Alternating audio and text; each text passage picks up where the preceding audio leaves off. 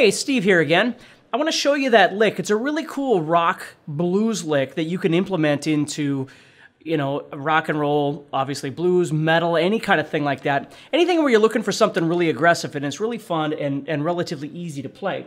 So let's take a look at this one. So what I'm playing in is the key of E minor pentatonic here. So I'm up at the 12th fret, playing pentatonic. And so what I'm doing is I'm going to the 15th fret of the second string, and I'm going to bend that. Now, if you've ever seen any of my stuff before, you know how imperative it is to me that you work on a really great sense of bending and a really great sense of vibrato. Those two things, aside from the lick that I'm going to show you, are just incredibly important that you develop. So what I'm doing is I'm bending this 15th fret up to a 17th fret, and then I'm adding a little bit of vibrato onto it, just to kind of set the tone, right? Okay, then I move into my actual lick. Now the lick I'm doing looks like this.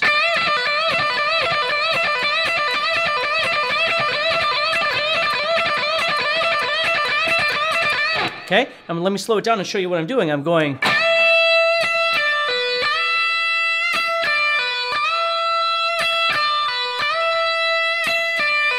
So I'm first starting off with just that bend on the 15th fret of the second string. And then what I'm doing is going to the first fret of the the 12th fret of the first string. Now, ironically, the bend that I'm doing and the note that I'm playing after the bend are the same pitch. So they really should sound the same. If you're bending and you're getting, you know what I mean? Then you know that something's wrong. You should be bending this 15 up to sound like a 17, which is the same as a 12 on the first string. So 17 on the second string is the same as 12 on the first string.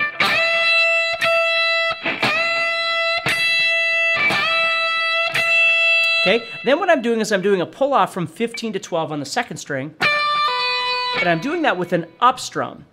So the bend I'm doing is with a down pick. The 12th fret of the first string is also a down pick, and then I'm doing an up pick on the 15.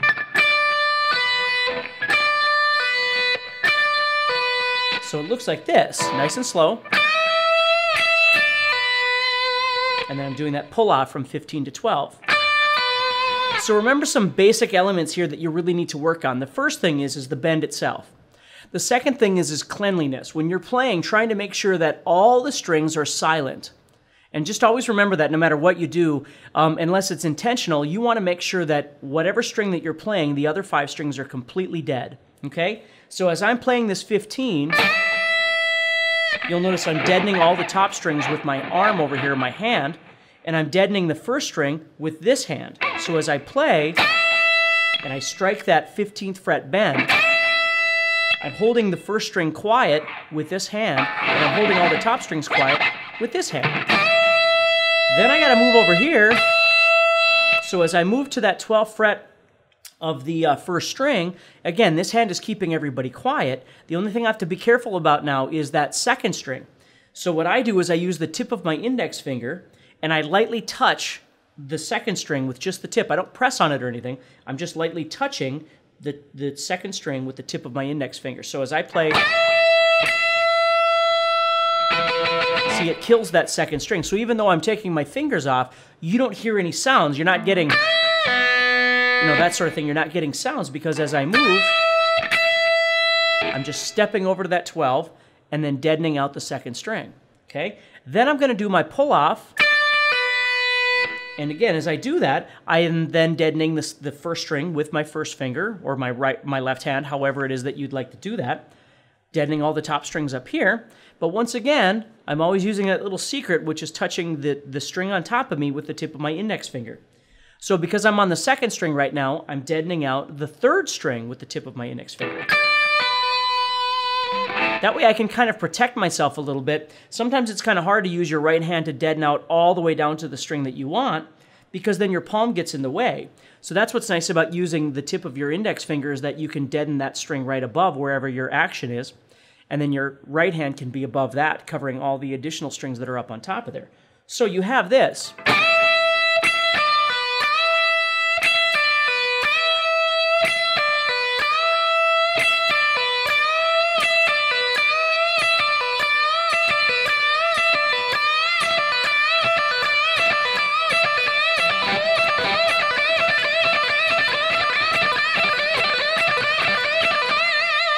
Okay? Now what you're going to notice that I am doing is I'm bending with my ring finger, as I generally do, because then I've got my pinky available for other things. If I bend with my pinky, I don't have anybody available to do stuff like that. So I always try and bend with my ring finger, okay? Then what I'm doing is as I reach back to the 12th fret of the first string and play that note, then I move on to the pull-off. You'll notice I'm doing the pull-off with my pinky. So instead of going like this,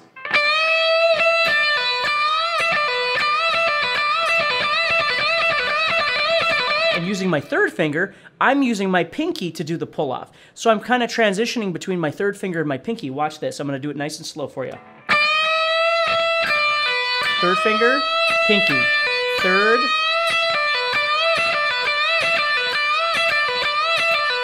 And of course, the question arises, do I have to do that? Can't I just use my third finger?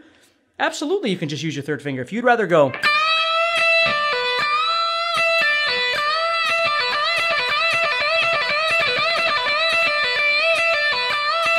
and just use that one finger, that would be perfectly fine too. The goal is for you to figure out what feels most comfortable. Now, as I'm playing this, you're going to notice there's a rhythm, right? The bum, ba ba ba bum, ba ba ba bum, ba ba ba bum. Okay?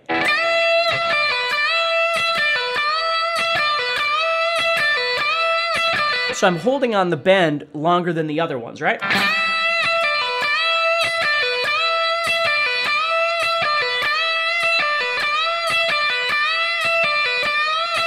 It's really important that you get comfortable with picking it comfortably too, because you're going to try and build the speed. You know, as many licks, you know, the secret or the sweetness of some of these licks isn't when you do them slow.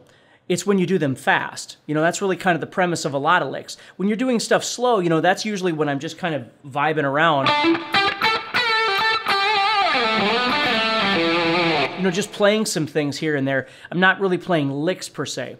When I go into a lick, really the reason why I'm using that lick is to create repetition. And many times it's to create power, and attitude, if you will. So as I play this, if I go... it's fine, but it's going to be much more impactful if I can...